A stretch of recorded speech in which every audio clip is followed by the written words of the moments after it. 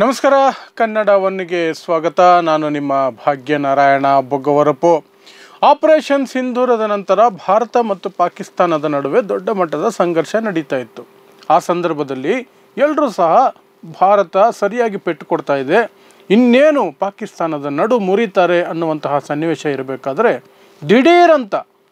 ದಿಢೀರಂತ ಅಮೇರಿಕ ಅಧ್ಯಕ್ಷ ಟ್ರಂಪ್ ಒಂದು ಟ್ವೀಟ್ ಮಾಡ್ತಾರೆ.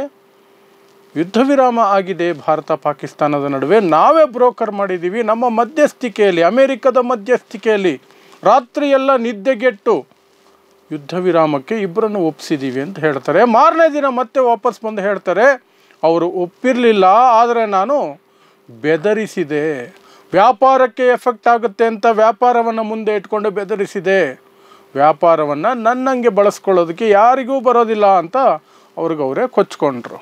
ಆದರೆ ಭಾರತ ಮಾತ್ರ ಅದನ್ನು ಒಪ್ಕೊಂಡಿಲ್ಲ, ನಿರಾಕರಿಸಿಯೂ ಇಲ್ಲ. ಅದಾದ ನಂತರ 8 ಬಾರಿ, ಇವತ್ತು 8ನೇ ಬಾರಿ, 8 ಬಾರಿ ಅಮೇರಿಕ ಅಧ್ಯಕ್ಷ ಡೊನಾಲ್ಡ್ ಟ್ರಂಪ್ ಅದನ್ನೇ ಪುನರುಚ್ಚಿಸಿದರೆ, ನಾವೇ ಅಲ್ಲಿ ಯುದ್ಧ ವಿರಾಮ ಮಾಡಿಸಿದ್ದು. 8ನೇ ಬಾರಿ ಸೌತ್ ಆಫ್ರಿಕಾದ ಅಧ್ಯಕ್ಷ ಸಿರಿಲ್ ರಾಮಪೋಸಾ ಅವರು ಬಂದಿದ್ದರು ಅಮೇರಿಕಾಗೆ. ವೈಟ್ ಹೌಸಲ್ಲಿ ಕೂರಿಸ್ಕೊಂಡು ಸಿರಿಲ್ ರಾಮಪೋಸಾ ಜೊತೆಗೆ ಎದುರುಗಡೆ ಕೊಚ್ಕೊಂಡಿರೋದು 8ನೇ ಬಾರಿಗೆ ಟ್ರಂಪ್. ಅದೇ ಮಾತುಗಳು. ಇಂಡಿಯಾ ಪಾಕಿಸ್ತಾನದ ಕತೆ ನಿಮಗೆ ಗೊತ್ತಾ? ಅವರಿಬ್ಬರು ಸಿಕ್ಕಾಪಟ್ಟೆ ಹೊಡೆದಾಡ್ತಿದ್ರು, ನಾವೇ ಮಧ್ಯಸ್ಥಿಕೆ ವಹಿಸಿ ಅದನ್ನು ನಿಲ್ಲಿಸಿದ್ದು, ವ್ಯಾಪಾರವನ್ನು ಮುಂದಿಟ್ಕೊಂಡು ನಾನು ಅವರಿಗೆ ಯುದ್ಧ ವಿರಾಮವನ್ನು ಮಾಡಿಸಿದ್ದೀನಿ ಅಂತ ಮತ್ತೆ ಇವತ್ತು ಕೊಚ್ಕೊಂಡಿದ್ದಾರೆ. ಒಂದು ಸಲ ನೀವೇ ಹೇಗೆ ಕೊಚ್ಕೊಂಡಿದ್ದಾರೆ ಅಮೆರಿಕ ಅಧ್ಯಕ್ಷ ಡೊನಾಲ್ಡ್ ಟ್ರಂಪ್ ಅನ್ನೋದನ್ನು ನೋಡ್ಬಿಡಿ. If you take a look at what we just did with Pakistan and India, we settled that whole thing, and I think I settled it through trade. We're doing a big deal with India, we're doing a big deal with Pakistan. ನೋಡಿದ್ರಲ್ಲ, Donald Trump south Africa ಅಧ್ಯಕ್ಷರ ಮುಂದೆ ಕೊಚ್ಕೊಳ್ತಾ ಇದ್ದಿದ್ದು. ಇದು 8ನೇ ಬಾರಿ Trump ಬಾಯಿಂದ ನಾವೇ ಯುದ್ಧ ವಿರಾಮ ಮಾಡಿಸಿದ್ದು ಅನ್ನುವಂತಹ ಮಾತುಗಳು ಬಂದಿದ್ದು. ಯಾಕೆ ನಾವು ಯುದ್ಧ ವಿರಾಮದ ಬಗ್ಗೆ ಇಷ್ಟು ಮಾತಾಡ್ತಿದ್ದೀವಿ, ಯಾರು ಮಾಡಿಸಿದ್ರೇನು ಅಂದರೆ ಅದರಲ್ಲಿ 2 ವಿಚಾರ ಇದೆ. ಒಂದು, ಯುದ್ಧ ವಿರಾಮ ಮಾಡಿಕೊಂಡಿದ್ದು ಭಾರತ ಮತ್ತು ಪಾಕಿಸ್ತಾನ ಅನ್ನೋದಾದರೆ ಭಾರತ ಮತ್ತು ಪಾಕಿಸ್ತಾನ ಘೋಷಣೆ ಮಾಡಬೇಕಾಗಿತ್ತು. ಆದರೆ ಮೊದಲಿಗೆ, ಎಲ್ರಿಗಿಂತ ಮೊದಲು ಅಮೇರಿಕ ಘೋಷಣೆ ಮಾಡುತ್ತೆ, ಡೊನಾಲ್ಡ್ ಟ್ರಂಪ್ ಘೋಷಣೆ ಮಾಡ್ತಾರೆ ಅಂದರೆ ಅದರ ಅರ್ಥ ಏನು? ಅದು ಒಂದಾದರೆ, ಇನ್ನೊಂದು, ಗೆಲ್ಲುವ ಸ್ಥಿತಿಯಲ್ಲಿದ್ದಂತಹ ಭಾರತ ಯುದ್ಧ ವಿರಾಮಕ್ಕೆ ಯಾಕೆ ಹೋಯಿತು?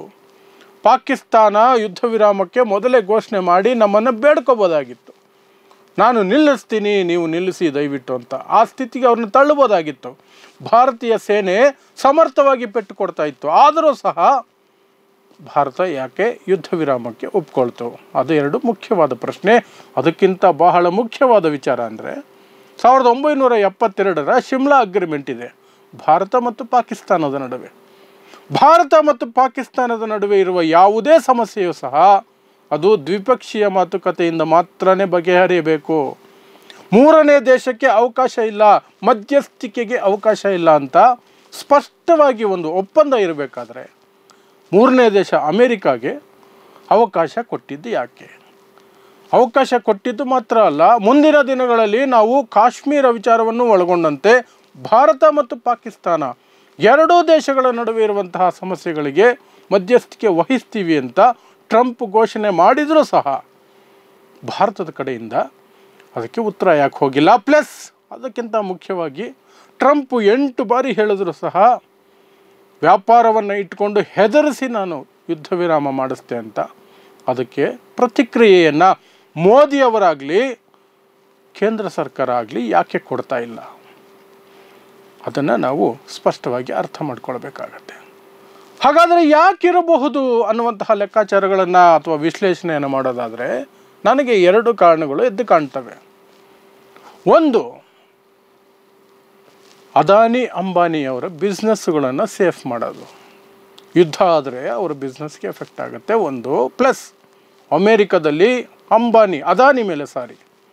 ಅದಾನಿ ಮೇಲೆ ಆಲ್ರೆಡಿ ಅರೆಸ್ಟ್ ವಾರೆಂಟ್ ಇದೆ, ಆ ಕೇಸು ಸ್ಟೇ ಆಗಿದೆ. ಫ್ರಾಡ್ ಕೇಸ್ ಇದೆ, ಒಂದು ಲಂಚ ಕೊಟ್ಟಂತಹ ಕೇಸು ಬಿಸ್ನೆಸ್ ಪಡ್ಕೊಳ್ಳೋದಕ್ಕೆ, ಅದು ಸ್ಟೇ ಆಗಿದೆ ಸದ್ಯಕ್ಕೆ. ಅದನ್ನು ಟ್ರಂಪ್ ಮತ್ತೆ ಕೆದಕ್ಬಿಟ್ರೆ ಅದಾನಿಗೆ ಸಮಸ್ಯೆ ಆಗುತ್ತೆ. ಅದಾನಿ ಅಂಬಾನಿ ಅಂತಹ ಬಂಡವಾಳಶಾಹಿಗಳಿಗೆ ಸಮಸ್ಯೆ ಆದರೆ ಮೋದಿಯವರ ಮನಸ್ಸು ತಡೆಯಲ್ಲ. ಅದು ಒಂದು ಕಾರಣ ಇರಬಹುದು ಅಂತ. ಇನ್ನೊಂದು ಕಾರಣ ತುಂಬ ಫನ್ನಿ ಕಾರಣ, ಆದರೂ ಸಹ ಸೀರಿಯಸ್ ಕಾರಣ ಇದು.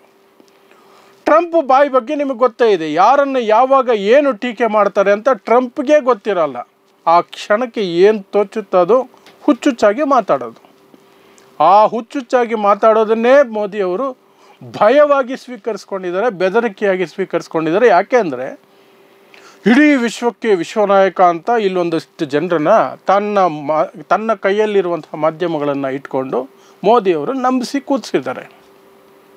ವಿಶ್ವಗುರು, ಅದು ಇದು, 56 ಇಂಚಿನ ಎದೆ, ಮೋದಿನ ಕೇಳಿನೇ ಅಮೆರಿಕದಲ್ಲಿ ತೀರ್ಮಾನಗಳಾಗ್ತವೆ ಅಂತೆಲ್ಲ ಹೇಳಿ ಆ ಭಕ್ತರು ಸಹ ಒಂದಷ್ಟು ಜನ ಅದನ್ನು ಮೆಚ್ಕೊಂಡಿದ್ದಾರೆ. ಮಾಧ್ಯಮಗಳು ಅದೇ ಬಿಲ್ಡಪ್ಪನ್ನು ಕೊಟ್ಟಿದ್ದಾವೆ. ಇದ್ದಕ್ಕಿದ್ದಂಗೆ ಟ್ರಂಪ್ ಮಾತುಗಳಿಗೇನಾದರೂ ಪ್ರತಿಕ್ರಿಯೆ ಹೋಗಿ ಭಾರತದ ಕಡೆಯಿಂದ ಟ್ರಂಪ್ ಏನಾದರೂ ಹುಚ್ಚುಚ್ಚಾಗಿ ಏನಾದರೂ ಬೈದುಬಿಟ್ರೆ ಮೋದಿನ, he is capable of doing that. ಟ್ರಂಪ್ನ ನಂಬೋಕ್ಕಾಗಲ್ಲ. ಟ್ರಂಪ್ ಮನಸ್ಥಿತಿನೇ ಹಾಗೆ, ಆತನಿಗೆ ನಾಲ್ಗೆ ಮೇಲೆ ಹಿಡಿತಾ ಇಲ್ಲ.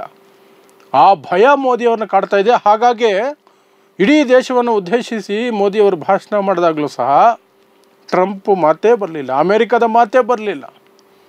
ಟ್ರಂಪ್ ಪದೇ ಪದೇ ಪದೇ ಪದೇ ನಾನೇ ಯುದ್ಧ ವಿರಾಮ ಮಾಡಿಸಿದ್ದು, ನಾನೇ ಯುದ್ಧ ವಿರಾಮ ಮಾಡ್ತಿದ್ದೀನಿ ಅಂತ ಹೇಳ್ತಿದ್ರು ಸಹ ಮೋದಿ ಕಡೆಯಿಂದ ಒಂದು ಹೇಳಿಕೆ ಬಂದಿಲ್ಲ, ನಿರಾಕರಣೆನೂ ಬಂದಿಲ್ಲ, ಒಪ್ಕೊಳ್ಳೋದು ಬಂದಿಲ್ಲ. ಆ ಪ್ರಸ್ತಾಪನೆ ಬರ್ತಾ ಇಲ್ಲ. ಅಮೇರಿಕಾ ಟ್ರಂಪ್ ಹೆಸರೇ ಇಲ್ಲ.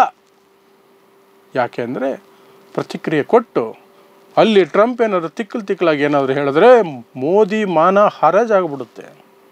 ಎಲ್ಲ ಕಡೆ ಸುದ್ದಿ ಪ್ರಸಾರ ಆಗುತ್ತೆ ಇಡೀ ದೇಶದಲ್ಲಿ, ಮೋದಿನ ಟ್ರಂಪು ಈ ರೀತಿ ಅಂದುಬಿಟ್ರು ಅಂತ.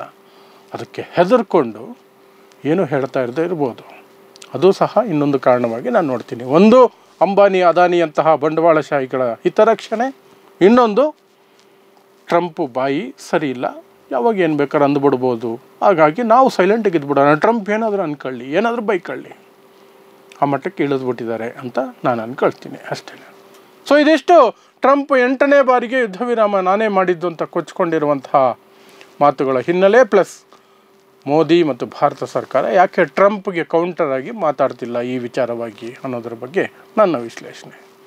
ನೋಡ್ತಾ ಇರಿ ಸಮಾಜಕ್ಕಾಗಿ ಕನ್ನಡ 1 ನ್ಯೂಸ್. ನಮಸ್ಕಾರ.